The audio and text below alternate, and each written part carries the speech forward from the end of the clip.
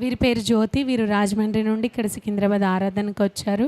వీరికి గతంలో గర్భసంచికి సంబంధించిన ఆపరేషన్ చేయాల్సి ఉండగా బ్లడ్ అది ఇన్ఫెక్షన్ అయిందని, కొన్ని దగ్గరలో అయితే ఆపరేషన్ జరగదని, చేయడము ప్రమాదం అని చెప్పారు మొదట్లో. తర్వాత వేరే హాస్పిటల్కి వెళ్ళి జాయిన్ అయినప్పుడు 5-6 లక్షల వరకు ఖర్చు అవుతుంది, మీరు ముందైతే అమౌంట్ కట్టండి అని చెప్పి డాక్టర్స్ చెప్పారు. చెప్పినప్పుడు వారి కుమార్తె ఇక్కడ సికింద్రాబాద్ ఆరాధనకు వస్తూ ఉంటారు. వారి దైవజనులతో చెప్పి వారి కోసం ప్రార్థన చేయించారు. ప్రార్థన చేసిన తర్వాత దైవజనులు వారి నిమిత్తమై ప్రార్థన చేశారు. చేసిన తర్వాత వారికి ఎంత కట్టగలిగారో అంతే అమౌంట్కి వారికి సర్జరీ జరిగిందని, వారిప్పుడు క్షేమంగా ఆరోగ్యంగా ఉన్నానని, ఆ బ్లడ్ ఇన్ఫెక్షన్ అంతా కూడా నార్మల్ అయిపోయింది, ఇప్పుడు తను ఆరోగ్యంగా ఉన్నానని చెప్తున్నారు.